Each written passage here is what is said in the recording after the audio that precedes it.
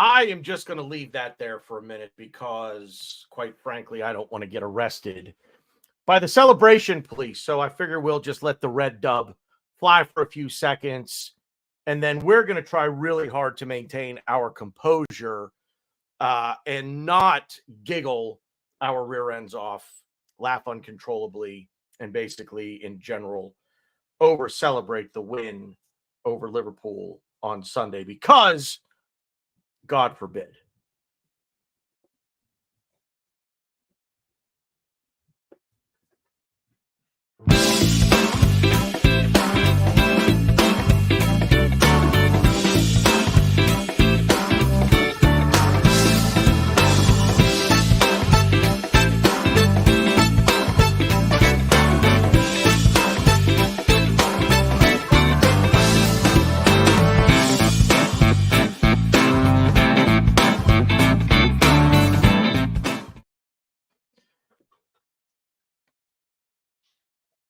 how's it? Welcome into the program. I'm the Bearded Gooner. That's Glenn, AFC New York, New York. I love that, by the way. I love that it's New York, not New York, New York. It's great. Fantastic. Actually typing out the... That's the way that people think we say it. Yeah, I know. It's quite funny. So I'm glad to be here. Only for you though, BG, because I'm exhausted. I just finished the video that I made in a pub with Ryan on Sunday, and in 2 hours I managed to take 83 videos. So it took me forever to put it together. And I get into this trance, and then when that trance is over, there's a lot of pot, there's a lot of resting, but I'm holding off both for you. Well, maybe not. Maybe. Anyway, go ahead. maybe not the pot.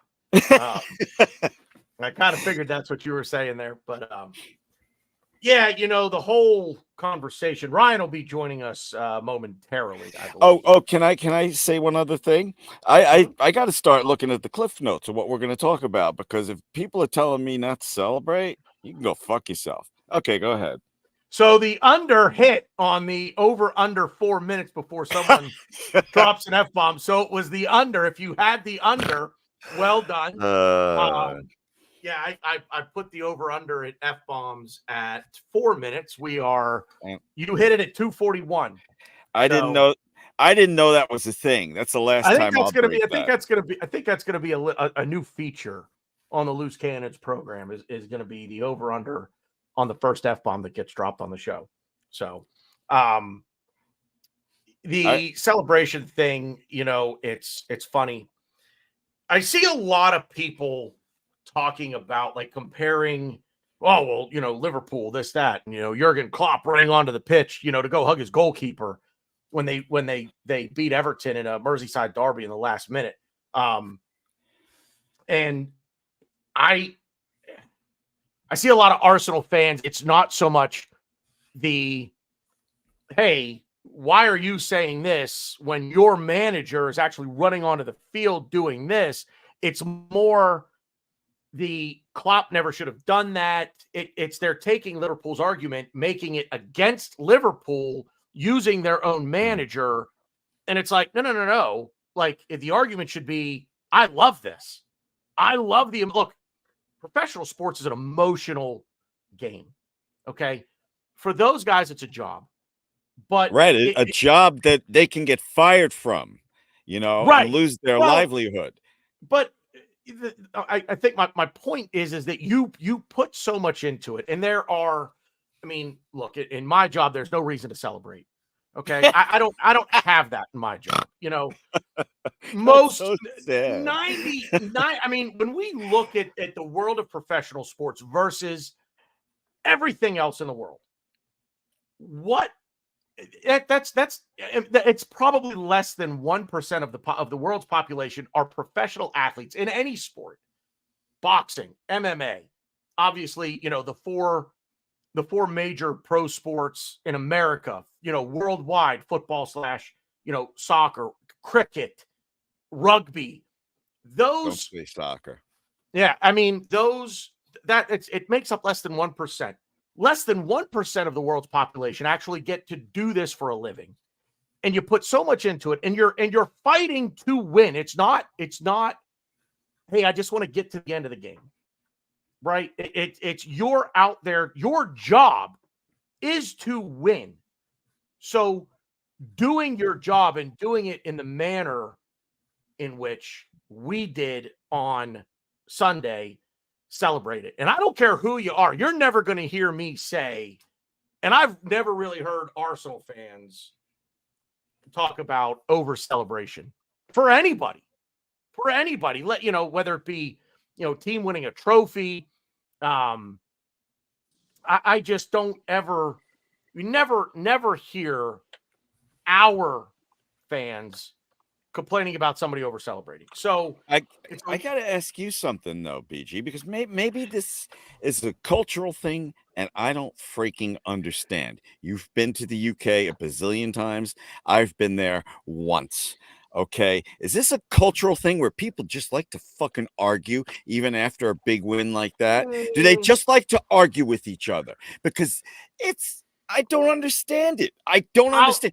Who the fuck cares? As long as the manager doesn't go take a dump on midfield, on the other team's logo, who the fuck cares?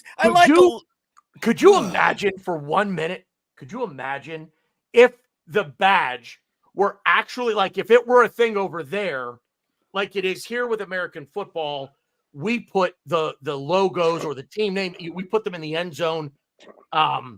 A lot of teams have their logo at midfield. If it's hockey, the hockey team logo is at center ice. Could you imagine something like that, like the Terrell Owens thing when he was with San Francisco and he celebrated on the Cowboy start at the 50-yard at midfield when he scored a touchdown? That. Like, could you imagine that happening in this sport? No, they'd lose their job. They'd be banned forever. So I think no. You know what I think? You know what I think would happen? I think if it were an away team that did that, I think fans would rush the field. I actually think fans would rush the field. Well, that's all right, but look, the whole point is a manager getting excited. That is so ridiculous. Fans getting too excited, that's even more ridiculous. We're going to get more excited than they are. Back to the point of this is their job, this is their livelihood. We pour so much emotion into this, and people are going to hate me for this because of the reference that people are just going to hate it. And you guys will understand why. There are two movies called Fever Pitch. The first one, the original, and now all of a sudden I can't remember the actor's name. Not important. It's about an Arsenal fan who all of a sudden Colin Firth, the King's Speech guy. Thank you. Colin Firth has this epiphany at the end of the movie that there's more outside of football, and it's not okay to immerse yourself in professional sports. Then it gets remade by the Farrelly brothers here in America as a baseball movie with Jimmy Fallon and Drew Barrymore. And same principle toward the end of the movie, Jimmy Fallon realizes that life is bigger than just professional sports. There's a great line in the movie in the second one where I think it's Jimmy Fallon that says it's good to immerse your soul in something beyond your control. And that is and there's another scene in the movie too, where he actually he goes into a bar after a Red Sox game. They lost, and there are Red Sox players in the bar having dinner, and it hits him, and he's like, this is their job. Like they do their job, win or lose. They leave the stadium, they go out, they have a meal, they go home, and they do the things that everybody else that we all do. They go home to their families, their kids, their dogs, their wives or husbands, if whatever it might be. And my point is, we as the supporters, they will have their moment. We are going to revel in this for a week. So the celebration police, I could do a whole show about this. And I shouldn't. We're at 10 minutes and it's pretty much all we've talked about. And I would very much like to give Ryan a say on the matter, but it's Glenn. Yeah, I just want to say one other thing. Glenn, he hasn't said anything yet. Well, that's because he's cool. Just real quick, because I think this is an absolutely ridiculous thing to say. It is. And I can't believe I spent this much time. If one of you guys told me I celebrated too much, or Arteta celebrated, or Klopp celebrated too much, I'd be like, okay, I respectfully disagree with you. Please stop projecting your opinion upon how I should feel about this game. We just won't talk about it, and I'll try not to celebrate too much in front of you. It's ridiculous.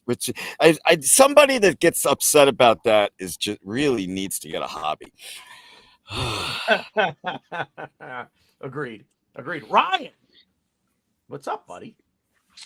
Nothing was going on, guys. I interrupted a pretty heated conversation. No, we agree. We actually agree. Involved. We all agree. There's no I don't think there's anyone in the world. Let me throw real quick, and it's a bit of a random thought, but it kind of stems from the celebration police thing. By the way, I don't know what the account on Twitter is. But it's the celebration police. Just search it. It's a fantastic account. It's so funny. Great account. Go follow it. I have a theory on why the media and all of these other all of these other clubs supporters despise us so much. We have something that only one other club in English football have.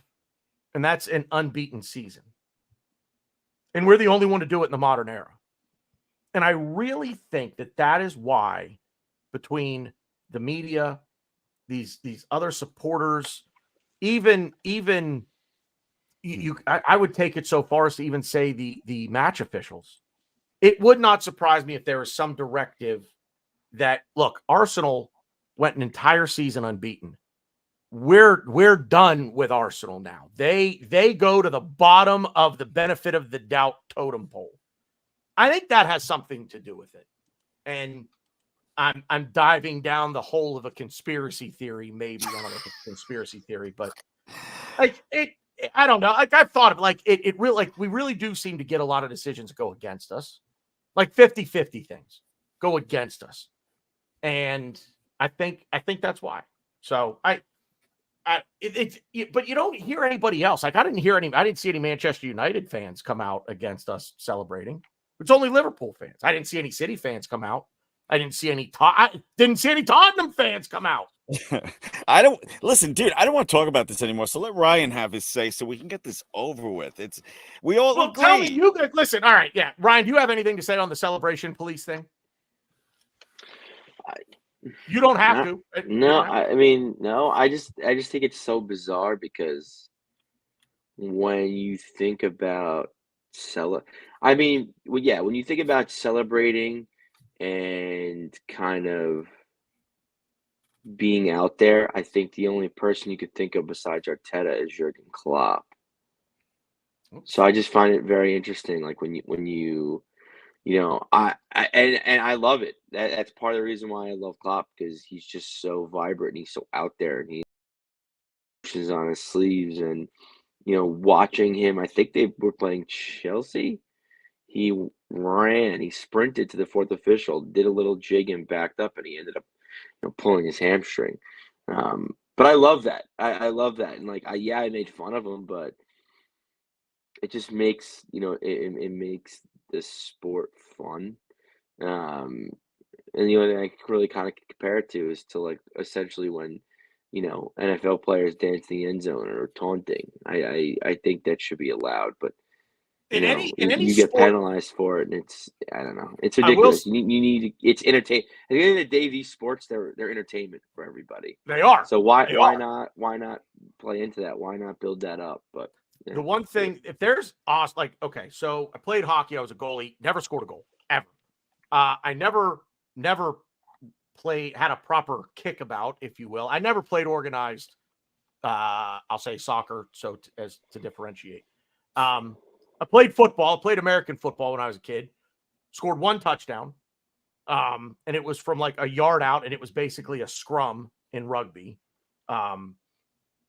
And baseball. I hit a few home runs playing baseball, but it's little league. You hit the ball and you run. So scoring, whatever the end result is, be it a goal be it a touchdown, be it a try in rugby. You know, I've never really experienced that. I can only imagine, even just playing like men's league, something, beer league, whatever, how I would react myself to scoring something like that. So I'd lose my mind. Like, it would be shirt off, twirling it around my head, jumping into the stands. Like, I'd run up to the concession stand, get 3 beers, run back down the stairs to the pitch, and I would drink one and dump the other 2 on my head. I'd go pure Stone Cold Steve Austin. Anyway, so you two, moving on from the celebration stuff, you two actually met up Sunday. So whoever wants If to, you could call it that. whoever wants to take the reins there. How was it, boys, being at the bar, and how was the atmosphere? Well, when I'm filming something, I don't get to talk with people that much because I want to make sure that every time there is something significant in the game, that I'm not waiting for that significant thing to happen and then hitting record. So in my video, you'll see that the instant reaction of everybody, and that's the way I like it. So I don't get to talk and hang out as much with everybody. Ryan is very entertaining. I love hanging out with him. The few times that we did talk to each other, he made me laugh every time. You are funny and a funny drunk, Ryan. You're funny sober too. But I enjoy hanging out with you, and I appreciate the offer because I'm very proud of that video that I put together, and it's up on my YouTube channel and on my Twitter account if you'd like to see it. It's 7 minutes, and it's called 5,574 kilometers from the Emirates. Yeah, so Ryan, go ahead, man. Sorry, I'm No, I I'm mean, it was babbling. fun. I will say you are wrong in one thing. I was not drunk. I was pretty hungover actually. I had a wedding last night. We're drinking all day, so it was a bit rough for me. Um, so yeah, when the few times that I was in the video, I was fighting. I was fighting real hard. But yeah, I know it was a lot of after fun. after the halftime goal that tied it, I'm so glad I got your reaction there because you were pissed. I forgot the words you said, useless or something, and you threw yourself back.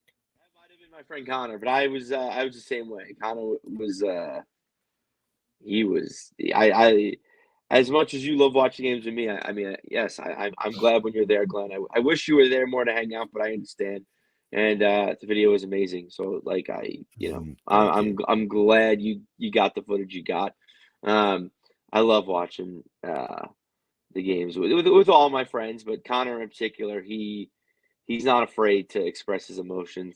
Um, I had an earful, and we'll get into the players. I had an earful from him numerous of times from different players. But yeah, I mean, it was an emotional game. It was an important game.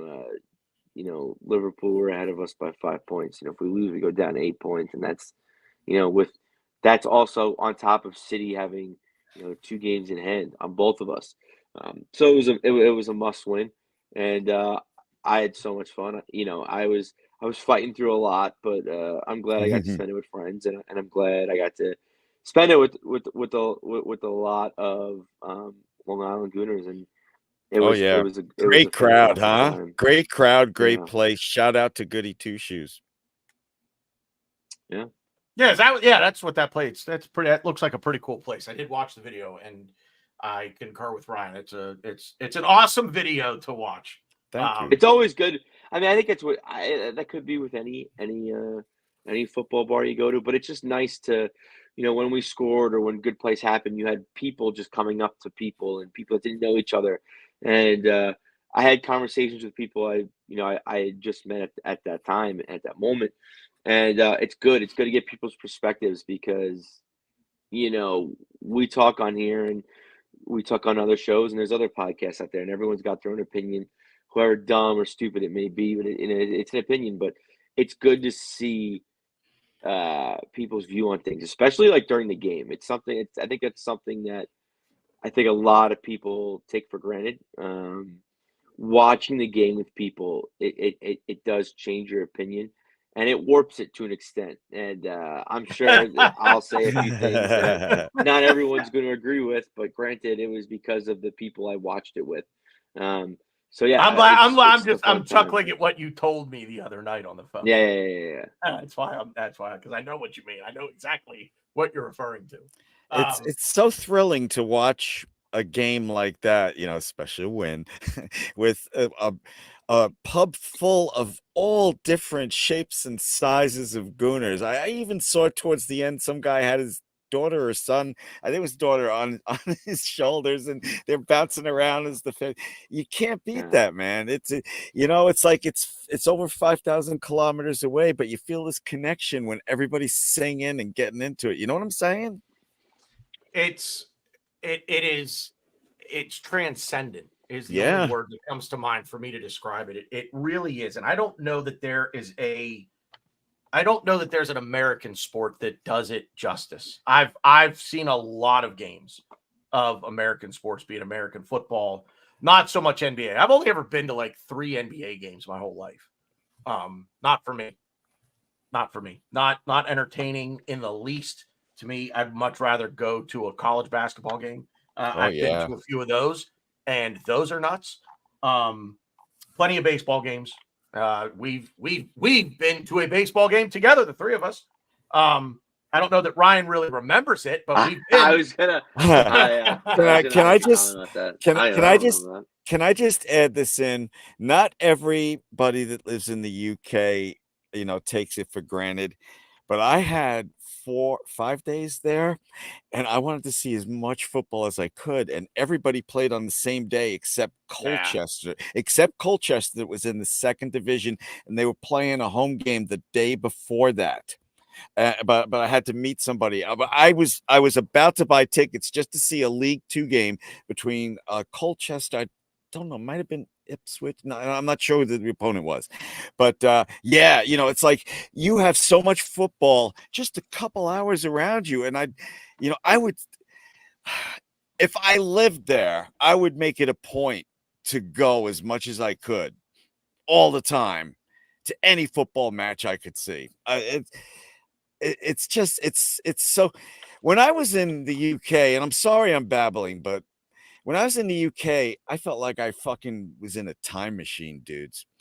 It was just so fucking awesome. All right, I'll shut up now. Oh, by the way, that video I'm working on is just so fucking long. Sorry, I had to.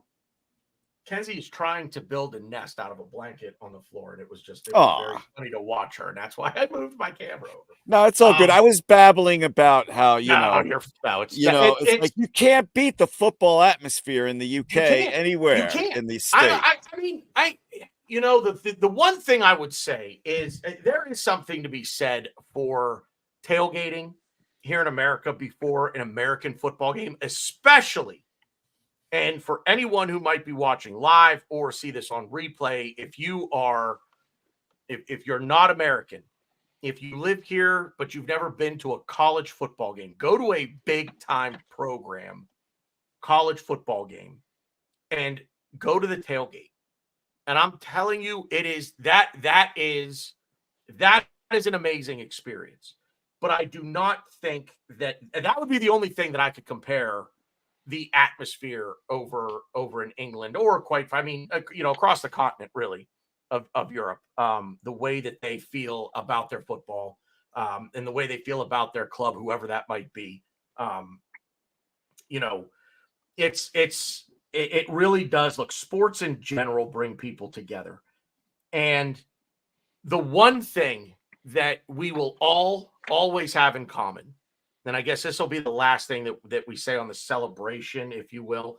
It's not necessarily celebration, but we're all going to revel in excitement, in joy, in winning, in a good feeling, in a great feeling. We're all going to revel in that, and we are all going to wallow in defeat. All of us. It doesn't matter who you support. We're going to feel the same things. We will not feel them at the same time, but we will all feel the same things, and we will all understand both of those emotions, the highest of highs winning a championship, winning the league, winning the Champions League, which we have yet to do, but winning a trophy and the agony of defeat. I couldn't think of the word.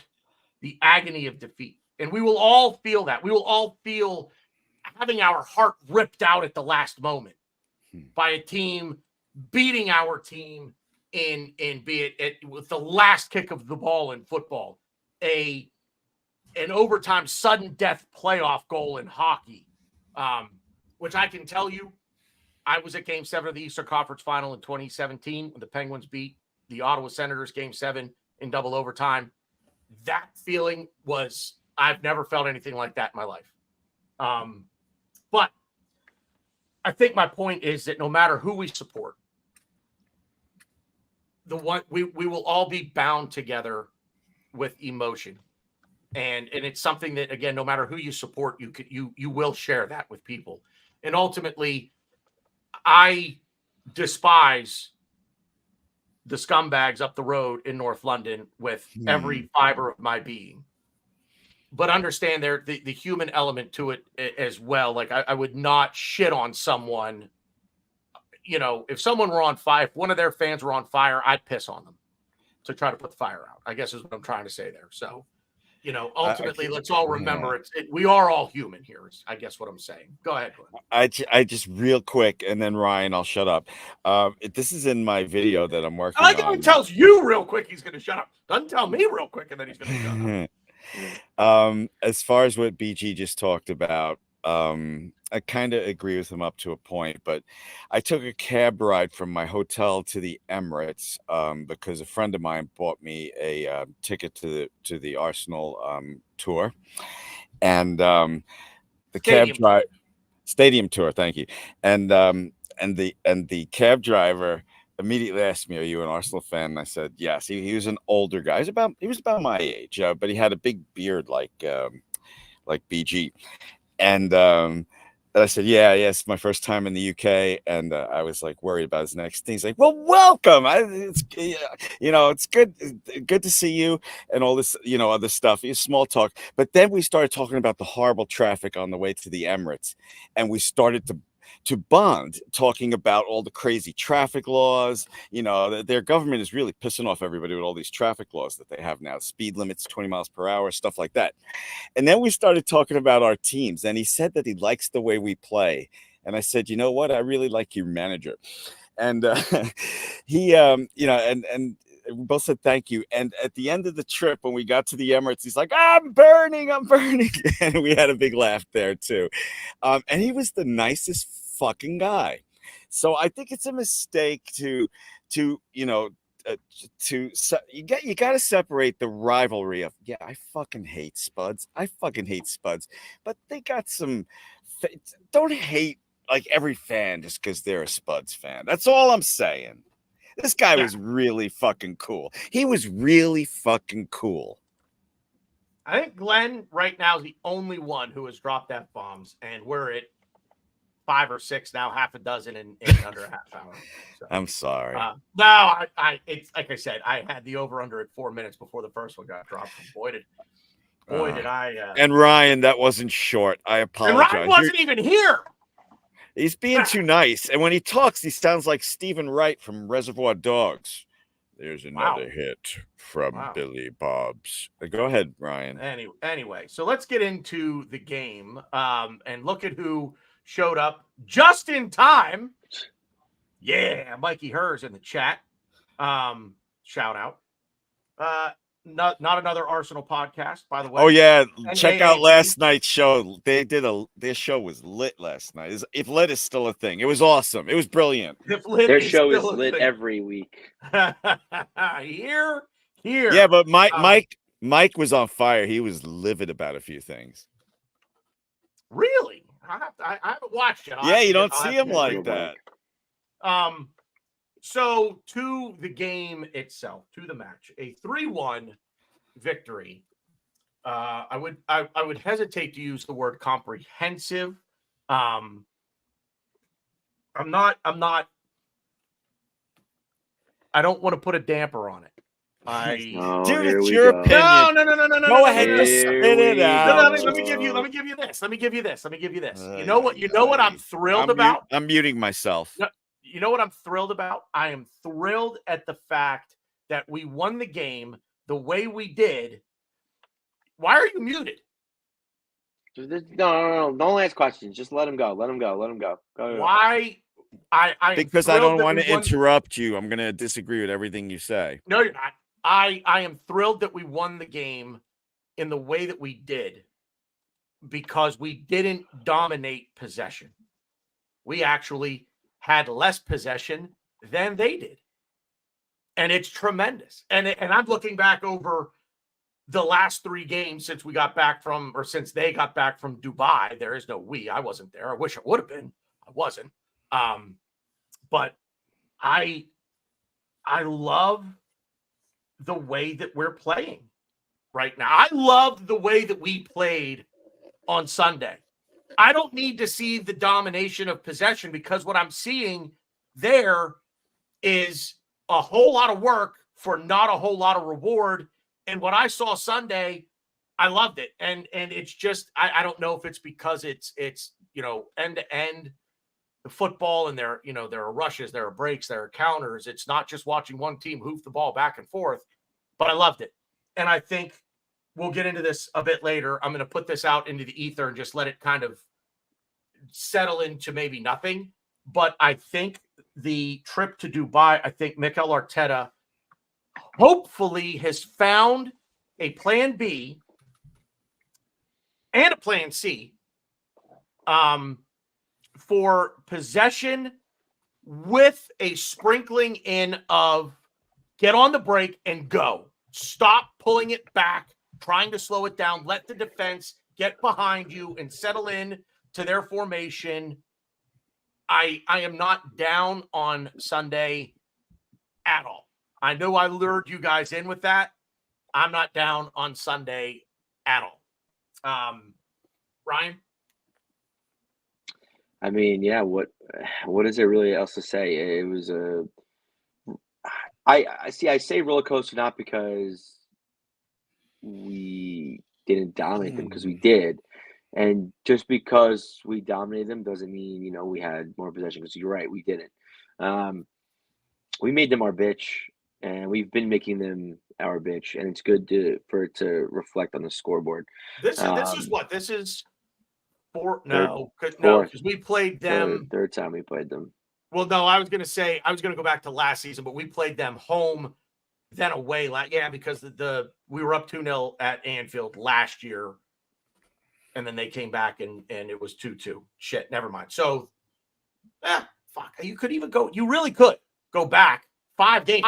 They did kind of dominate them for 60 minutes in that game at Anfield last season. Anyway, I interrupted. Sorry, I was trying to make. No, I mean, point, but go ahead. I'm kind of just done. It was a great win, and I think you kind of also said it. It was good to see us with the plan C. I think we were playing chess. So, I mean, to be fair, so was Liverpool. Klopp versus Arteta, it was quite the tactical game. I saw a lot of things from both teams that I haven't seen. Yep. So it was cool to see. It was fun to see each manager trying to outclass the other. But in the end, we won. And to me, it was comprehensive, and it's a good feeling. It's a great feeling, even today. I think the only reason that I hesitated to use the word comprehensive was, I mean, we created the goals, we created the opportunities.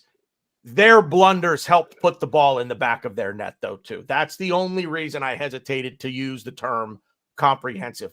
But so did ours. Right, yeah. Well, I mean, ours more so even than theirs, I think, because they didn't create really anything, in my opinion.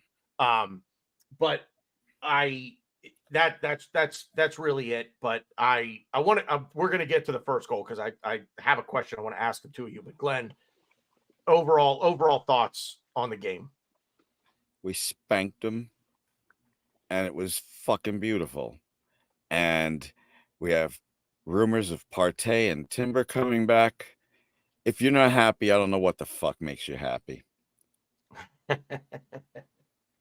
Are you happy? Yeah, Yes, I'm happy. I'm not happy. Are I you don't happy? like. I'm pretty. No, I don't there like was a engaging in. there was I don't try to tell people how to fucking feel. I'm not going to argue about how someone should feel. I'm not going to.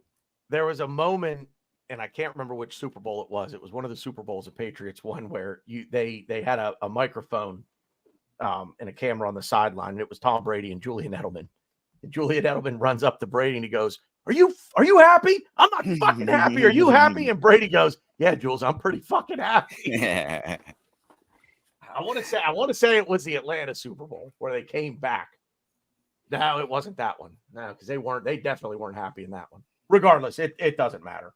I agree 100% with everything that you both just said. As much as we did not, in terms of, we did not own possession, which simply means they possessed the ball more than we did. I want to say it was like 53 to 47%, something that might have been a little higher, maybe 56, 44, somewhere in that neighborhood.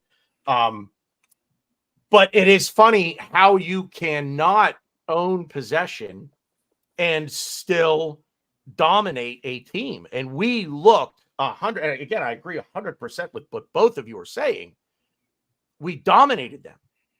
They had the ball, and sure, it's like you can have the ball all you want, but if you can't do anything with it, what good is it? And it's funny that I say that because how much have I said that about us? We can have the ball all we want, but if we can't finish, if we're not going to create, what good does it do us? And we showed that from the other side on Sunday against them. We owned them. There were a few. Their goal was, as much as I want to say they didn't create it, it was our blunder. But that was really the only chance that they even came close to creating that. And there was a moment earlier on in the first half where they had an opportunity, and that was it. And they did not do anything else. And I'll tell you what, man, if we can defend the way we defended on Sunday, and it starts there. I don't care what sport you play. I don't care what sport we're talking about. If you can't defend, you're not going to win. And if we defend like that, and I'm telling you, man, we're going to be a hard team to beat. If we can put that kind of effort into defending their goal, notwithstanding, we're going to be a really, really hard team to beat. The first goal that we scored, we don't usually do this. We don't really like break the game down like by the goals and whatnot. But the first goal is Havertz. Is he trying to score, or because I actually don't think he's trying to score there? You two will understand what I'm saying. Is it the old pass off the pads thing, like in hockey? Is he shooting that ball off of Allison to create a rebound because he fired that ball right into him? I mean, right into his chest. And he had, so if I'm Kai Havertz, to the left of Allison is wide open. Ryan, go ahead. Maybe I'm crazy. I'm sure. No, yeah. I mean, I don't need to answer. You're crazy. So you do think that you don't think that it's a, I know Bukayo Saka's right there, but let me give him the pass off the pads thing. No. Okay. It was a poor shot and Saka capitalized. That's it. Glenn, or did you leave? Now Glenn's gone. I don't know, man. I watched it back and I just think to myself, oh, even just left footed, if he just taps that ball with his left foot, that ball's going to roll into the net. The left side of the net is gaping at that in that moment. I think to myself, either I want to give Kai Havertz more credit maybe than what is due. It just, you know what I mean. You know what I mean when I say the old pass off the pads, right? Yeah. You know what I'm referring to. I don't know, man. It just like he just hit that ball directly into Allison's chest. I mean, and it's not close. It's not. It's either a really bad shot from Kai Havertz, in which case, kind of like, as good a match as I think he played, and I think he got better throughout the match. That's a really bad shot then, if that's what you think. I mean, I don't know. What foot is he, right-footed or left-footed? I don't even know what his stronger foot is. Ray Anderson. I think Kai's right-footed. He used his weak foot. Ugh. You can't mean it when he used his weaker foot. So his weaker foot is his right. I don't know. Havertz has the ankle strength of a baby chicken.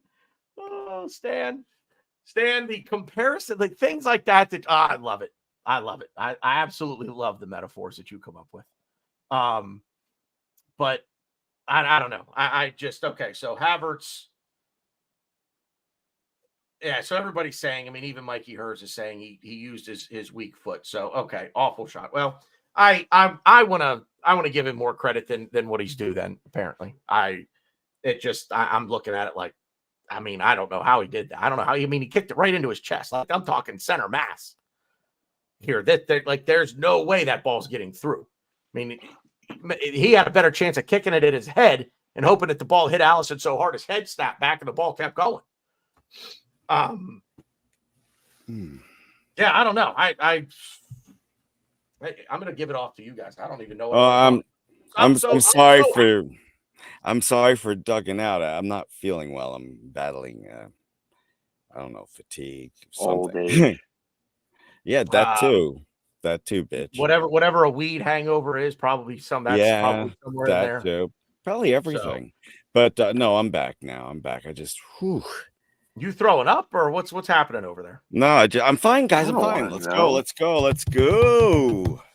All right. All right, Ryan, what's on your mind from the game? Give me something. I think I would go back to what I said of just I really liked, how we adapted to Jorginho.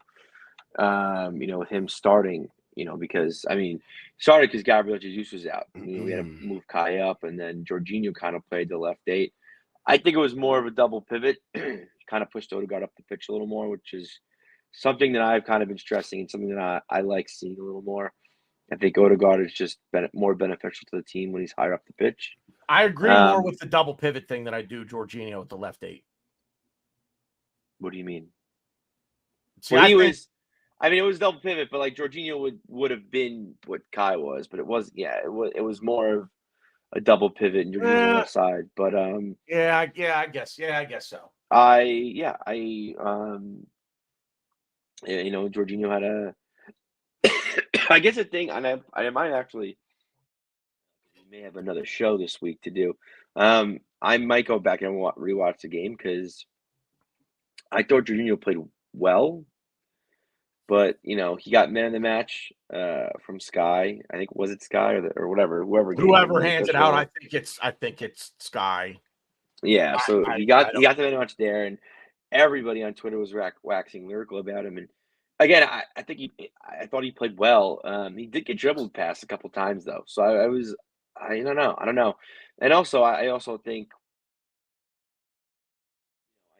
Declan Rice was a big reason why Jorginho got to do what he did and why he played so well. I think Declan Rice's engine kind of allowed Jorginho to kind of play the game he wants to play the game with brains, not brawn, because we have brawn and that's Declan Rice. And it was good to just see our midfield operating with an equilibrium that we've never really seen before. I was just going to ask you, do you think the midfield was more balanced this way?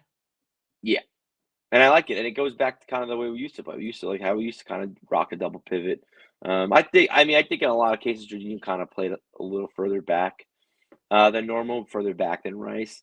But for the most part, I saw it more as a kind of like a double pivot. And it was very interesting to see it work because we don't really use it.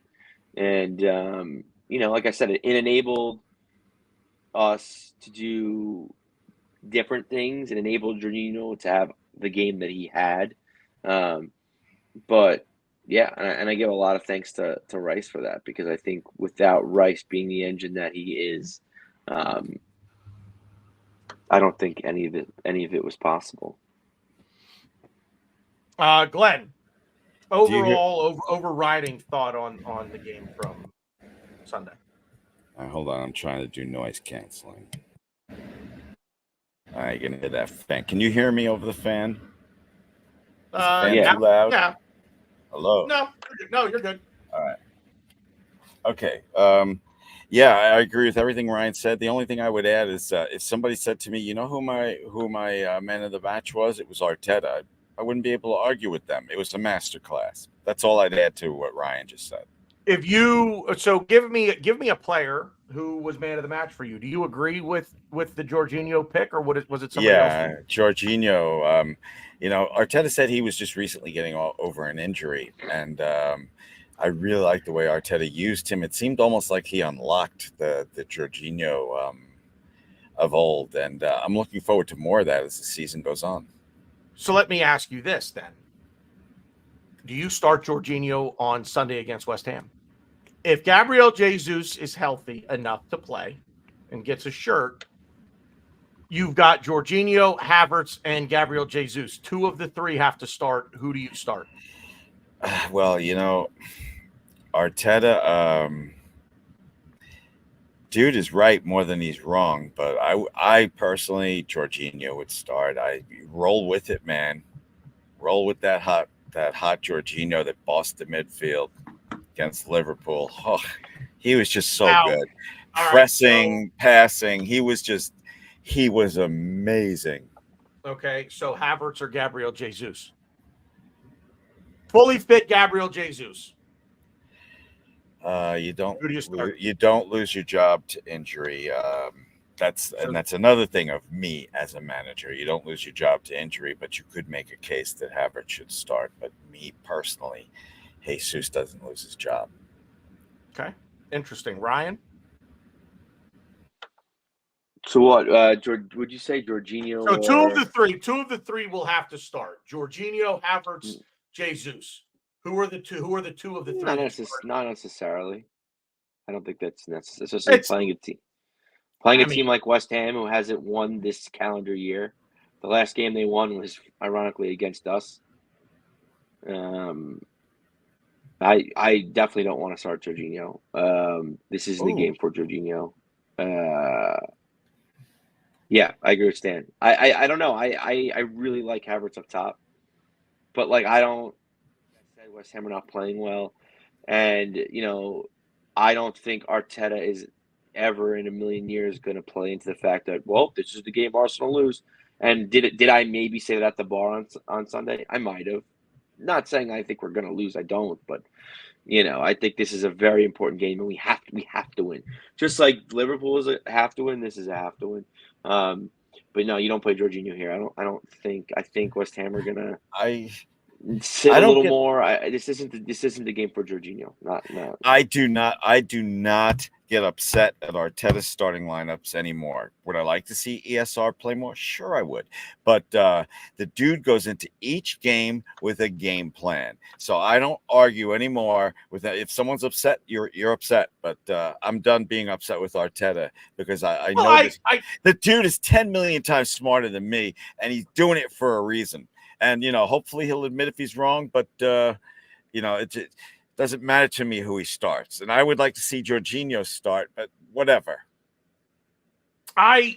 It's interesting for me because I feel like Havertz definitely stayed more central than I think what Jesus tends to do. When we have Martinelli, Jesus, and Bukayo Saka as the front three, I want to see more interchanging of positions, as Ryan and I have said, or well, Ryan kind of coined the term, the wheel of chaos or something. I don't exactly remember what it was that you called it now, but pinwheel of death. The pinwheel of death, where you just don't know where they're going to be, and they are interchangeable. With Havertz, he played more centrally. So I think there's more of a predictability there, per se. But I guess the way I would look at it is, where are West Ham more susceptible? Can we dominate them in midfield with Jorginho? Or can we dominate them up front with Jesus, Saka, and Martinelli across the front if Havertz falls back into that left 8 again? I guess ultimately right now it's a good problem to have. You know what I love that they have to worry about now. Who are they going to start? What kind of game plan are they going to use? I love it. I love that we have the depth to do that with Partey and Timber both out. I think Ray Anderson. I think you know the answer to this question, especially given the knowledge that Ryan just dropped, and they're not playing well. They're very out of form right now. They haven't won in what 5 or 6. At least. Well, they haven't. When did we play them? The 28th of December. Yeah, it was. Yeah, that's when. Yeah, so, when they last won. 4 or 5. They haven't won.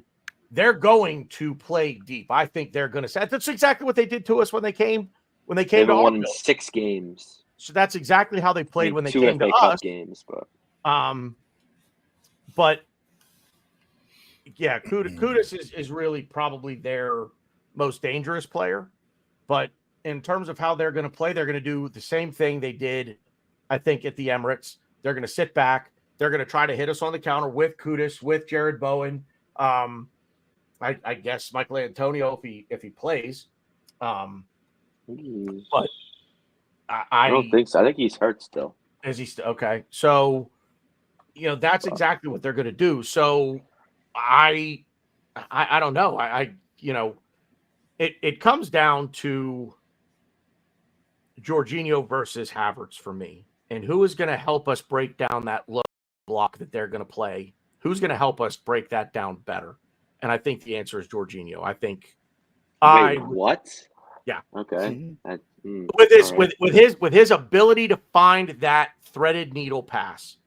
But then how come Jorginho hasn't played all season for us?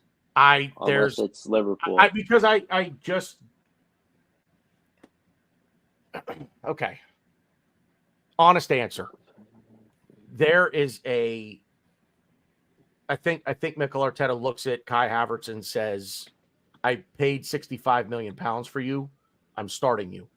And I'm going to continue to hammer this round peg into the square hole until I get it to fit.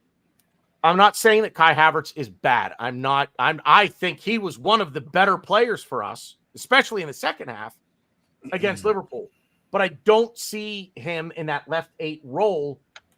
We've played how many teams that sit that deep against us where he's in that left 8 role and nothing happens. So he still plays.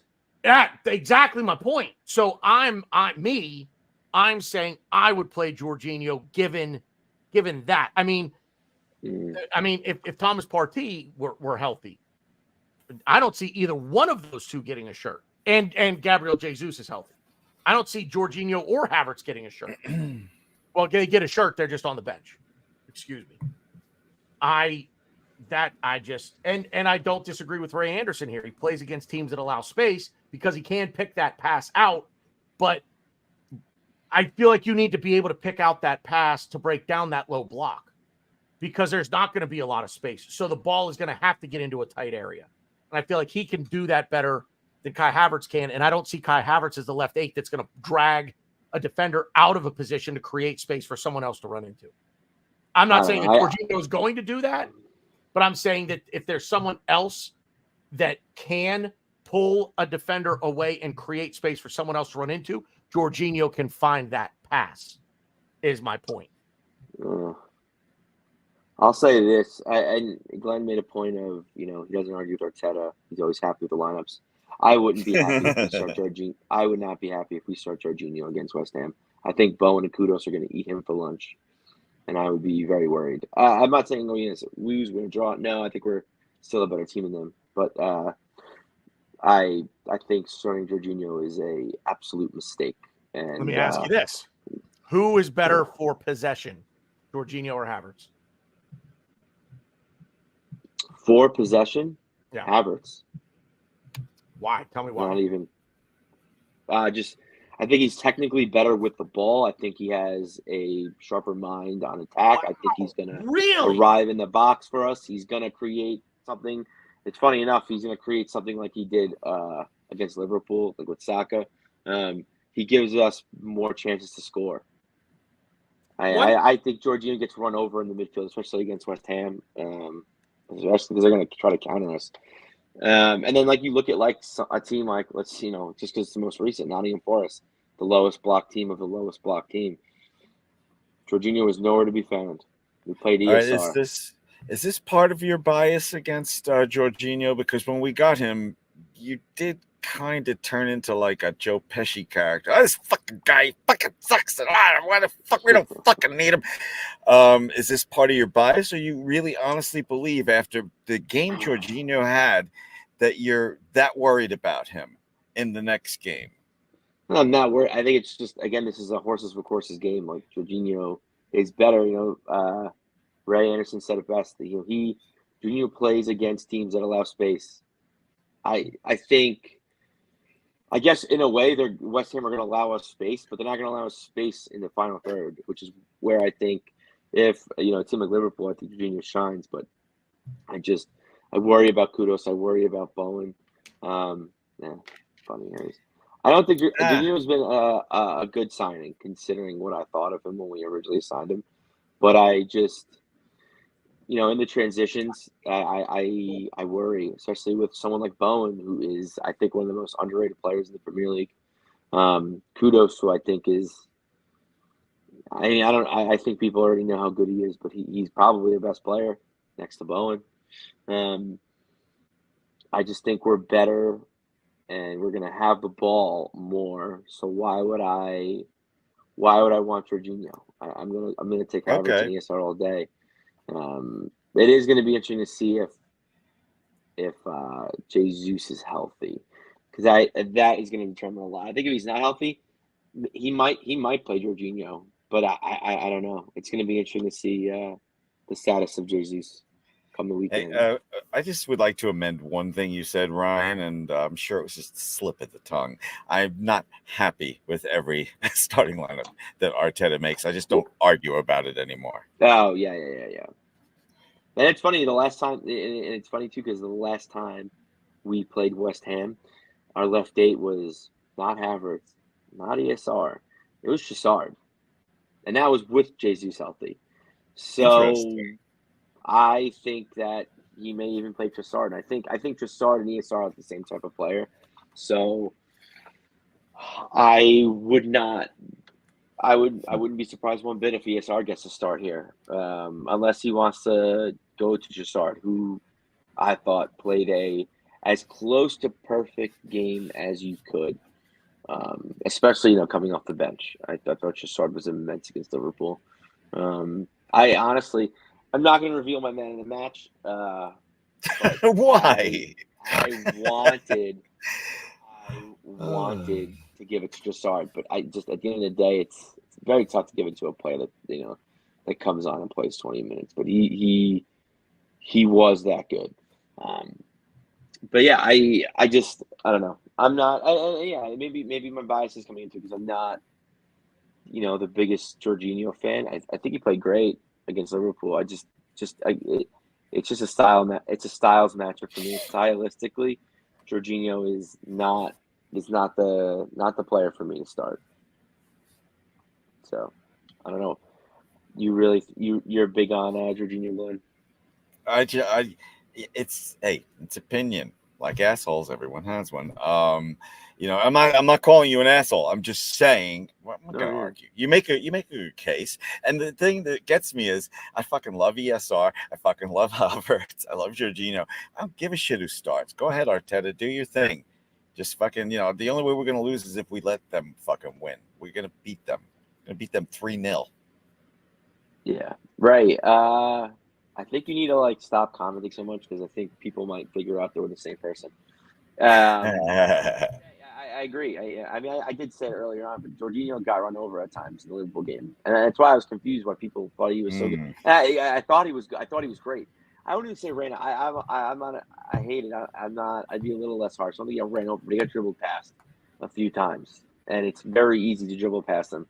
Bowen and Kudos are going to dribble past him a lot.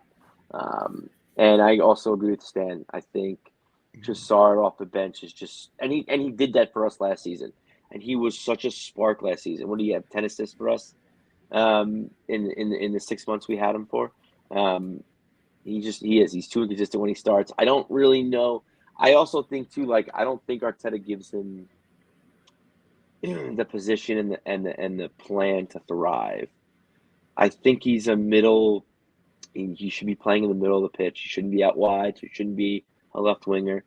But also, I don't know if I like his defensive transitions. So I don't know if I really like him as a left eight either.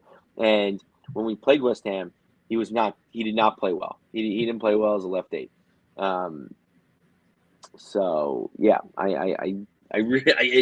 I guess this is biased, but I think ESR should start against West Ham. Wow. Okay. So I missed that. Okay. It's interesting. Oh fuck. It's interesting because Ryan's like, I don't know if it's overthinking because Ryan's correct a lot of the time. Jesus, in the video I did, he predicted the freaking final score of Liverpool Arsenal. But he did, and he didn't even hesitate with that, did he? No, but the thing is, sometimes I think you overthink it, Ryan. But I could be wrong about that. But that's the way it feels. You throw all these little things there, and I'd like to know when you go on your gut. You know, that's what I like. You give all your reasons. That is my gut. No Jorginho. My gut is saying no, not Jorginho. Not the game for Jorginho. So if ESR starts, is Havertz starting? Again, this all depends on Jesus. I don't. Right. Okay. If Jesus doesn't play, then yeah, I think honestly I wouldn't be shocked if we did a potential Trossard ESR if Jesus doesn't play, because I don't know if we really need that focal point that Havertz gives us against the West Ham team. But it's just, I think we played I think at the end of the day, it was such a big win. We played so well. I wouldn't be shocked if we just went with the same 11 against West Ham. But okay, I gotta still go. think it's a horses for courses game. I don't want to be rude and just like X out. So I wanted to say it was a pleasure talking with you guys. Sorry, I got did on Sunday, Glenn. You Irish goodbye, motherfucker. Dude, those guys, Ryan, your friends are fantastic. I hope they enjoyed the video too.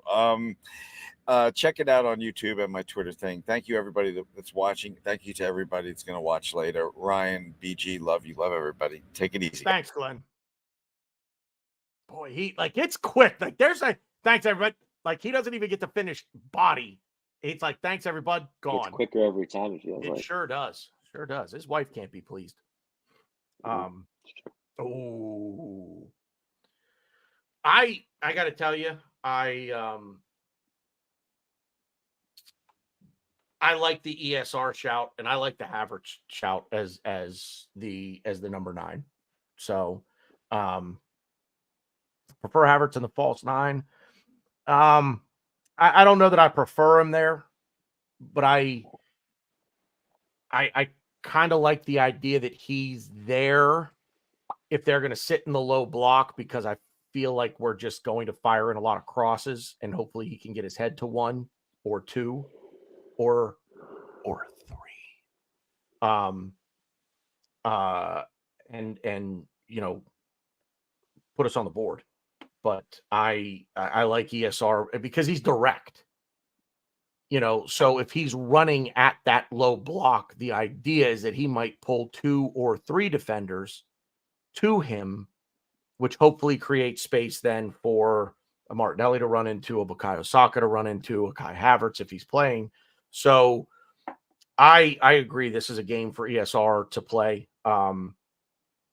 I would definitely give him a start at the left 8. I'd keep Havertz in there. I think if it's between ESR and Jorginho, I go ESR. If it's between Jorginho and Havertz in that role, I go Jorginho.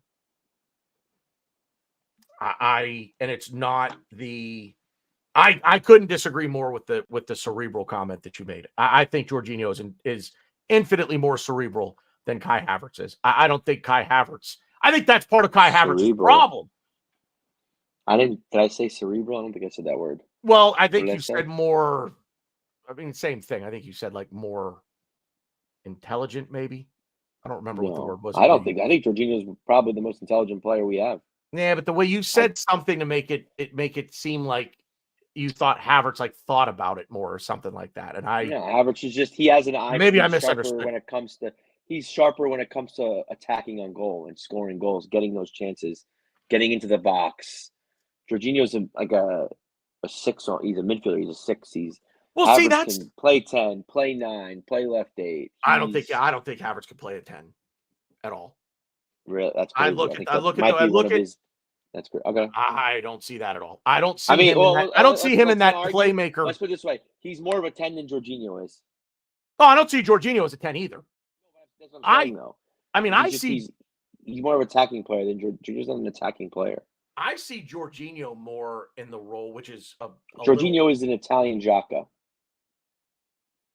I'm not even sure yeah, I mean, okay, yeah, I see where you're coming from, but I don't see. I think Jorginho's probably more intelligent. I would say, and it's not a knock against Xhaka as much as I want to. His team currently hasn't lost all season. He just beat Stuttgart in the German Cup. I'm still reeling from it. They scored in stoppage time, but I don't really want to talk about that. But yeah, I think Jorginho is almost smarter than Xhaka. I think he's more intelligent. Because he has to play a little more defensively, because Xhaka was obviously our left 8. Yeah, I know. I think Jorginho is so smart. But like if we're talking about like attacking and we want to get in the box and we're gonna have the ball more and we're gonna be dribbling outside their 18, right outside their 18, it's not even a question. I want Havertz over Jorginho. They're two different players. I just see two different styles of play from them, and I would expect exactly. And I would expect 2 very different games from both of them. We played 2 different games, which systematically we played 2 different games. So I see Jorginho, quite frankly, more as a man. I don't even want to put him there because I don't think he really fits that either. He's not a box to box. I just don't think he's a true not a box to box. No, he's not. I don't see him as shit. That's it. I don't see him as a true 8, but I also don't see him as a 10. And I don't see him as a 6. He's not defensive enough to be he's in between like the 6 and the 8. I think he's a 6. I think he defends like a 6. I think he's just slow because he's old as shit. I think he is. I think he's a better defender, I think, than what he gets credit for, because too often he tries to do too much and gets caught out of position. And then, as you said, he gets run past. And that happens every game. But I really, honestly, he's like Thomas Partey light. Very light, but he's like Thomas Partey light. I mean, the only thing is I trust the ball at Thomas Partey's feet a lot more. But yeah, I mean, I don't know, man. I don't know that I would. Dribbling wise, not passing. I trust Thomas Partey's defense more than I trust Jorginho's. Ball at his feet, Partey's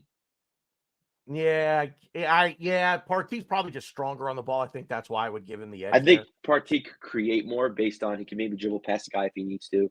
He can open up more lanes. He can open up more channels to play through, whether it be passing, dribbling. Whereas Jorginho, he'll drop an Aaron Rodgers dime. He'll just drop a really nice pass, really nice long ball. So, yeah. Stan asked Havertz or Jesus. So I assume, Stan, you mean as a 9?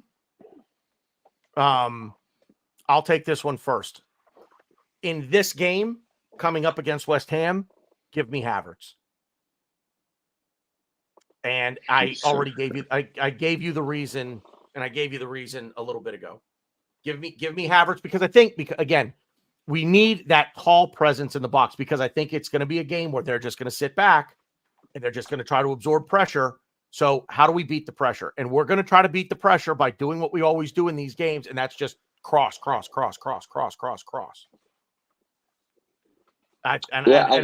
to see a tall presence in the box that can get to the ball. If you would have asked me this a week ago going into the Liverpool game, I would have said Jesus, because I would want to see more creativity that close to goal, and I think Jesus brings that. So it as Ryan likes to say, it's horses for courses. In this particular game, give me Havertz. Overall, I think Jesus is the better player. I think we're still trying to figure out where Kai Havertz is going to fit with this team and what his strongest attribute is. But what I definitely don't want to see is trying to figure out what his strongest attribute is and everybody else playing to that, because we paid 65 million pounds for him and we've got to figure it out. So I just don't know where he fits yet, because I haven't seen him flourish in any position. I think the second half of Sunday's game against Liverpool is probably the best that I've seen him play. I think I said that to you on the phone the other night. I think he played really not good against City in the Charity Shield. That was his best game. And he was okay. false. He was up top. Yeah, I mean, well, he does. I mean, he does sort of play. It's so funny, man, when we talk about players in this system that we talk. At least I feel like maybe I say it a lot, but other than we have 3 or 4 guys on the pitch at any one time that you look at and you say he's playing. Yeah, he's playing a false 9. Wait, hang on. No, he's not playing a false 9. He's playing. Wait, he's not doing that either.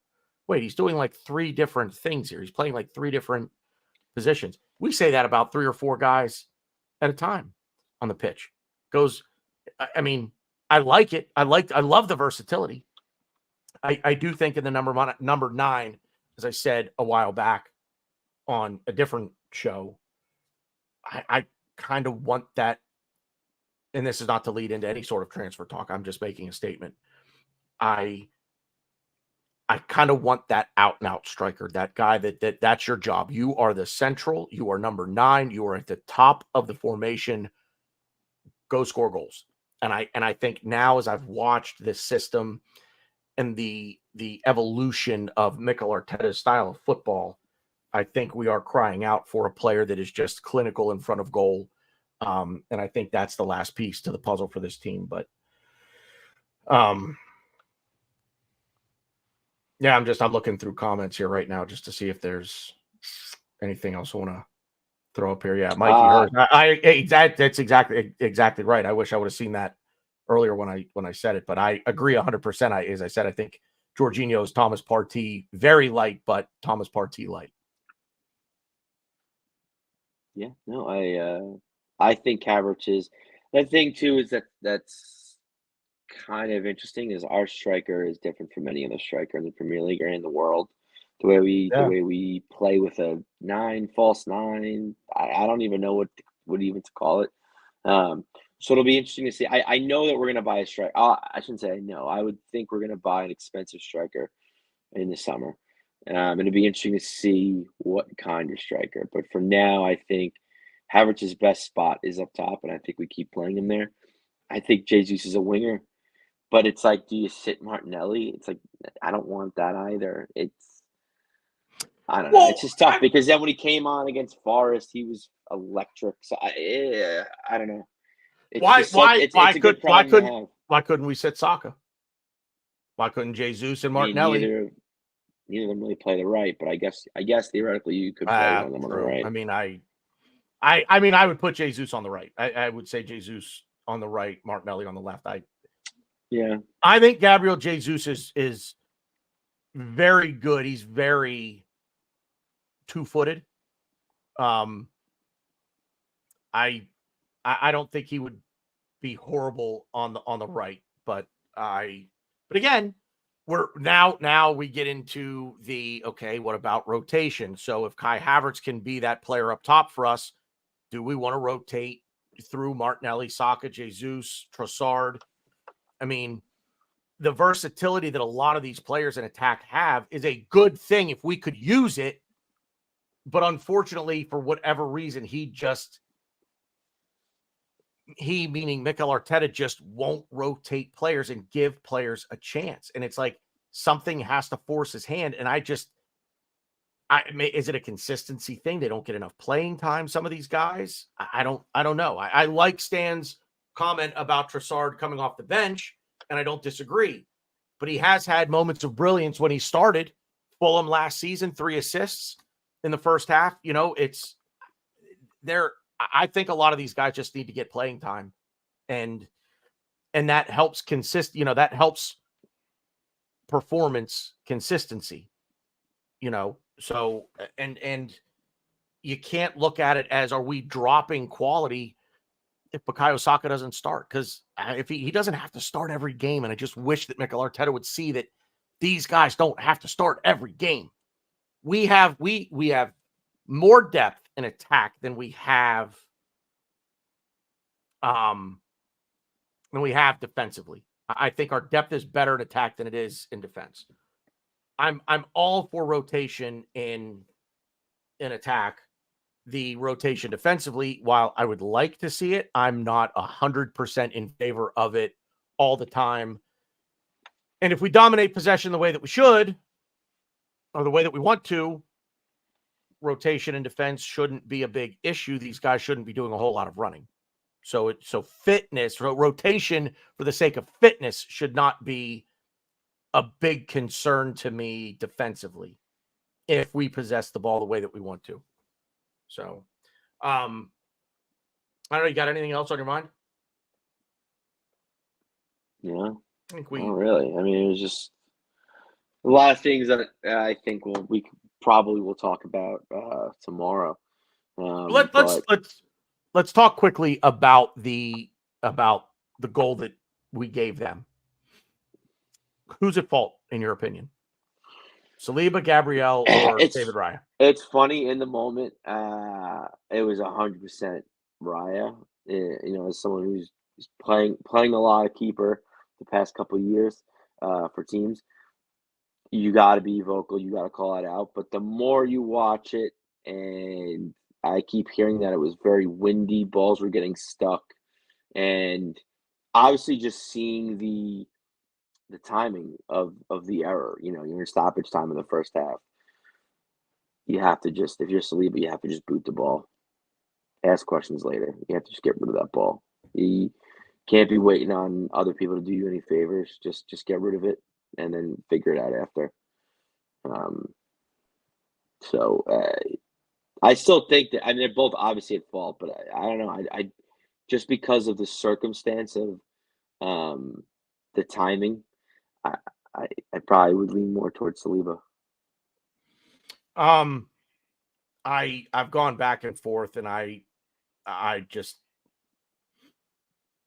think they share it. I can't put it at the feet of one or the other more than one or the other, because I look at it and I say Saliba should have booted the ball. Raya should have come to get it. They needed to communicate better. The ball wasn't actually moving as quick as, like, at least I thought, or I thought the ball was like, okay, it's rolling to Uriah, like just scoop it up. But really the ball kind of stopped. And Saliba was still trying to box out Diaz, and it was just like, I don't know. It was just very odd. And that's where it just communication is just so important from both, from Saliba and from Raya. And from Gabriel for that matter, because he was right there.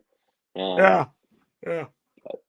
Oh, excuse me. Ray Anderson. I mean, everybody, Bronx Gunner, Saliba, Ray Anderson, Saliba, let us know in the comments what you think.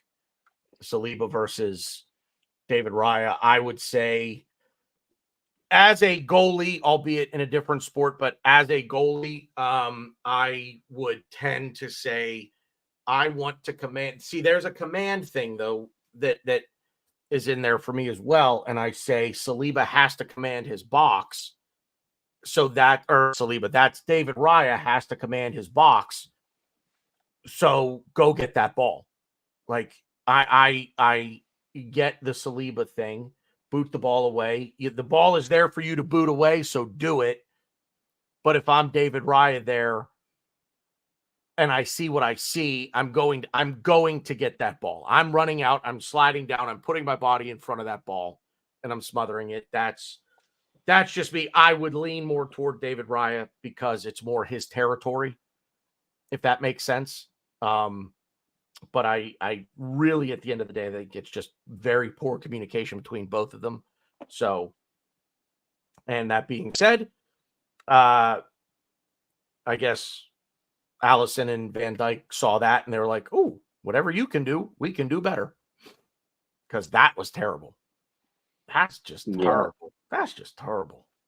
That was, I argued that I don't think it's funny how we were saying how I thought Raya should have came out, whereas I think in this case, I don't know why Becker came out. But then again, like I don't know, you gotta. I think in situations like that, you have to trust Van Dijk. Now, to be fair, Van Dijk was fucking that up, so Yeah, Allison kind of would have probably gotten fucked, but Allison complicated it by even coming out and giving him a legit just open net. Um, so yeah, that was funny. Van Dijk had such a bad game, and he I really don't did. know if people saw it, but if you watch the Trossard goal again, it nicks off Van Dijk and Yeah. goes 5 on Yep. Allison. So yeah, Yep. not a game Van Dijk's gonna remember, or at least want to remember for a I'm while. not sure. I'm not sure Allison's making that save regardless because his 5-hole was pretty open. Yeah, And that's where the ball was headed there regardless.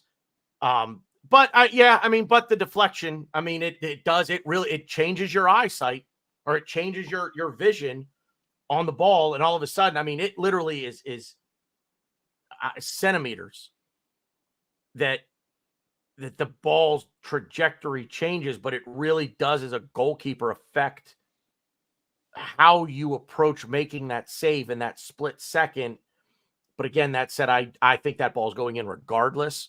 I have never, again, I've never played the sport. I've never played defense. So I don't know what's the protocol there as a goalie. Do you want your guy to try to get in front of that shot, knowing that there could be a deflection, or do you want him to get out of the way so that you have a clear line of sight at the ball? Not get out of the way, but when you see the shot, don't try to get in front of it. Let me see the ball all the way. As a hockey goalie, my mentality was always give me the shot. Let me see the shot clean all the way.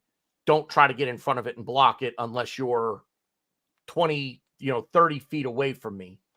And I can, and my eyes have time to adjust to the line of travel. If any of that makes sense to you, but that was always, if there were ever a 2-on-1 in hockey and I was a goalie, I always told the defender, take the off guy, give me the 1-on-1 with the shooter. That's the way. Take away the pass. It was always, and I think most goalies in hockey, I think that's what they want. Give me the 1-on-1 with the shooter, take away the pass. Because if I've got to follow the puck all the way across, my eyes have to readjust. But if I'm 1-on-1 here, hopefully I've got it. yeah. So, but I don't know. I think that's all. You got a final thought? No, I mean it's a huge win. It's gonna go a long way for us in the season, and hopefully we just keep it going. This West Ham game is just as important, if not more important. And West, like I said, the last game West Ham won was against us, so we need to take them seriously. But it's their own, but we need to take them seriously. I mean, we need to just pound the ball down their throats because we can, and I think we will. So hopefully these players aren't hungover from this Liverpool celebration. It's the only thing that worries me is that we seem to follow up big wins like this with duds. And we just can't do that. Now is the time to start stacking some wins here. I real quick, if you'll humor me. Okay, now the Arsenal app wants me to. Oh my God. Oh, come on, thing. West Ham, Burnley, Newcastle, Sheffield, Brentford are the next 1, 2, 3, 4, 5 matches. We are away to West Ham. We are away to Burnley. We are home to Newcastle. We are away to Sheffield. We are home to Brentford. So this is a time to really stack some points here. If we would have included Liverpool a week ago in this run of fixtures now, I think given the way that we played in general, I was not very confident going into the Liverpool game. I was hopeful of a draw just to kind of keep things status quo. We needed the win. But we got it. But I would have said that would have been the game where we don't take all 3 points. We're better than West Ham. We need to prove it, play like it, as you said, run it down their throats, run at them, and just be better. Just overall be better than them. Do our job better than they're going to do theirs, because we know what they're going to do. So these are all winnable games coming up for us over the next month plus. And yeah, I mean, we're in a title hunt. We've got to keep pace, and we can't really afford to be dropping points to teams that we are very, very clearly better than. So this is what City are going to do. I think Liverpool may actually fall away a little bit, to be totally honest with you. I don't know that Liverpool have enough to get to the end. I think they'll finish in a top 4 spot. I don't know that they finish 1 or 2. I think we can overtake them at some point. But look, it's what City are going to do.